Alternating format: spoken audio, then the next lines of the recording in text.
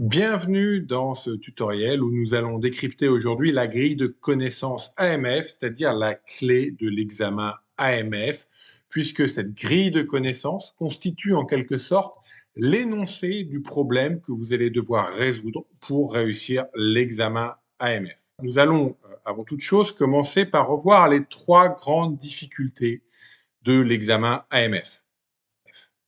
La première difficulté, c'est la quantité de sujets qu'il va vous falloir travailler. Il y a 54 sujets différents qu'il va falloir mémoriser pour réussir l'examen. La deuxième difficulté, c'est le niveau de réussite exigé. En effet, il va falloir réussir 80% des questions de type A, mais aussi 80% des questions de type C. La troisième difficulté, c'est la complexité de l'examen. En effet, comme vous venez de le comprendre, il y a deux types de questions, un nombre important de sujets avec des caractéristiques qui sont très différentes. L'énoncé tient sur 11 pages. La grille de connaissances est en effet très longue. C'est cette complexité à laquelle nous allons nous attaquer aujourd'hui en décryptant la grille de connaissances AMF. Voici cette grille de connaissances.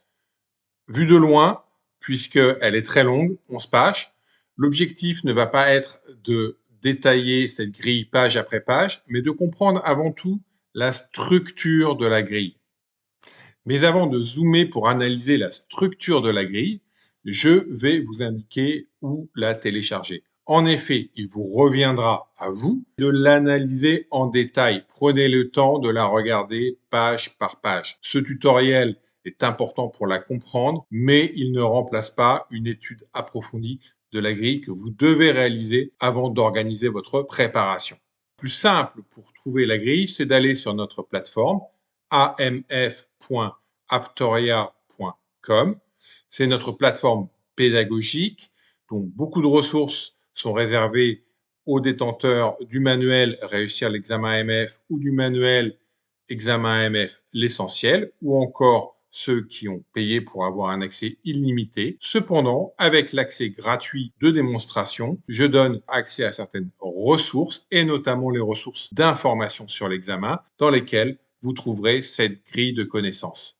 Vous avez également la possibilité de la trouver sur le site de l'AMF, dans l'annexe de l'instruction AMF Doc 2010-09, qui est l'instruction qui définit la certification AMF. Et puis, vous l'avez en introduction de mes manuels, donc Réussir l'examen AMF, mais également le dernier manuel que j'ai publié, Examen AMF l'essentiel. Pour bien comprendre la grille, il faut analyser la signification de chacune des 5 colonnes qui la structurent. La première colonne indique le thème abordé par les sujets. Il y en a 12. Ces 12 thèmes que vous découvrez ici se répartissent en deux parties, une partie réglementaire et une partie technique. Mais à vrai dire, ces deux parties n'ont aucun intérêt, aucun impact sur l'examen et en fait, nous allons les oublier. En revanche, je tiens tout de suite à marquer 2 points d'alerte. Premièrement, les thèmes sont très inégaux en termes de poids dans l'examen, ou nombre de questions qui portent sur les sujets que contiennent ces thèmes. On va ainsi, si vous regardez les pondérations, aller pour le thème 4, de 2 questions qui sont posées sur ce thème, jusqu'à 25 questions pour les thèmes 6 et les thèmes 8.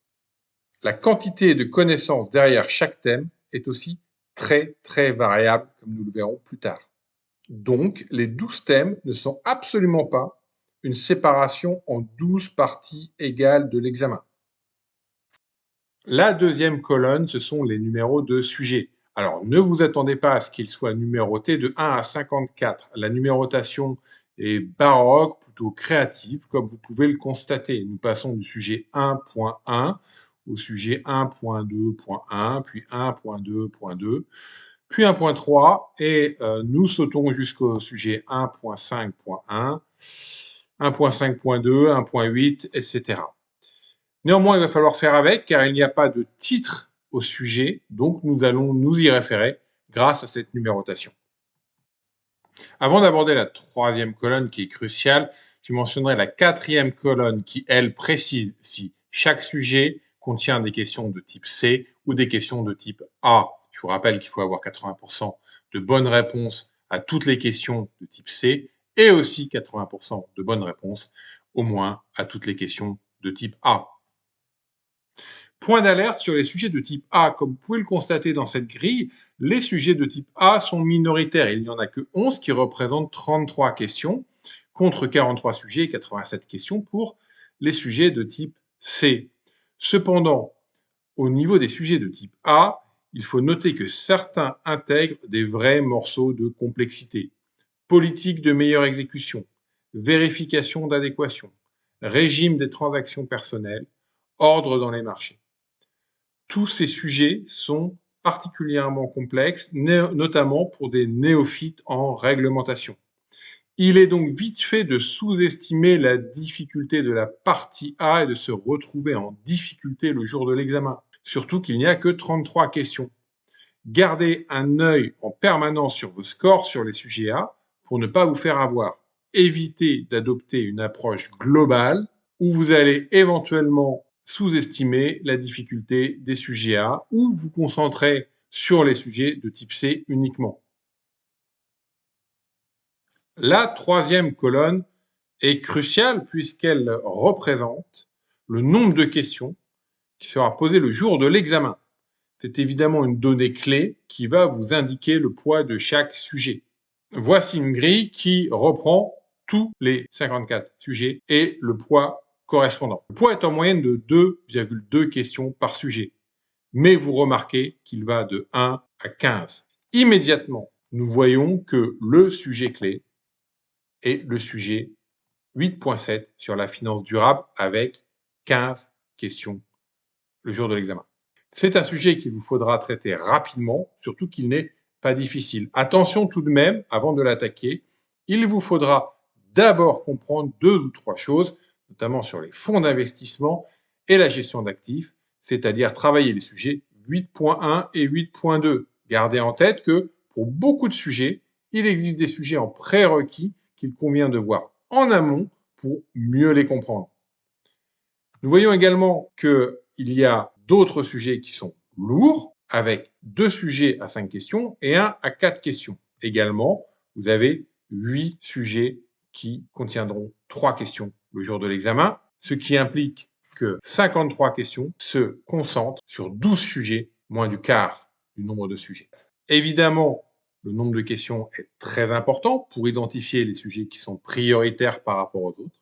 Néanmoins, il va falloir le mettre en perspective par rapport à la quantité de connaissances qu'il vous faudra travailler et mémoriser pour obtenir les bonnes réponses le jour de l'examen sur les questions se rapportant à ces sujets. C'est pourquoi il vous faut regarder également la dernière colonne qui va indiquer le nombre de points de connaissances qui se rapportent à chacun de ces sujets et qui seront visés par les questions. C'est ce que j'appelle le rendement. Le nombre de questions qui seront posées, c'est-à-dire le nombre de points que l'on peut gagner par rapport à la quantité de connaissances qu'il faut maîtriser pour gagner ces points. À titre d'illustration, si nous regardons 2 sujets, le 2.2 et le 2.3, nous voyons que les deux vont vous permettre, si vous maîtrisez les points de connaissances qui s'y rapportent, de gagner 2 points. Cependant, vous voyez bien que le 2.3 contient relativement moins de points de connaissance à maîtriser que le 2.2. Le rendement du 2.3 est meilleur que celui du 2.2. On peut également comparer le 7.8 et le 10.2. On voit bien que la quantité de connaissances à maîtriser dans le 7.8 est moindre que dans le 10.2. Pour autant, il peut rapporter 2 points contre un seul pour le 10.2. Mais attention, cette logique de rendement a des limites et elles sont nombreuses. La première, c'est qu'il peut être très important, si vous travaillez par exemple au back-office, de maîtriser les connaissances du sujet 10.2. L'autre point, c'est que, par exemple, si nous regardons les sujets 1.5.2 et 1.8, on aurait tendance à vouloir travailler en priorité le 1.5.2, mais c'est trompeur et ce pour plusieurs raisons. La première, c'est un effet volume. Vous avez les points de connaissance qui se raccrochent au sujet 1.8, l'ensemble des services d'investissement, ce qui aurait pu être synthétisé simplement en une seule ligne, les différents services d'investissement. A contrario, dans le sujet 1.5.2, en une ligne, vous avez un point de connaissance qui, au final, est très très large puisqu'il s'agit des marchés internationaux de capitaux et leurs risques. on aurait pu le détailler en dizaines et dizaines de lignes.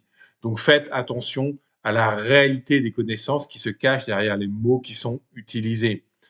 Le deuxième point, c'est que comprendre les services d'investissement et les prestataires de services d'investissement est crucial pour comprendre l'ensemble de l'examen AMF. C'est un prérequis à quasiment tous les sujets réglementaires.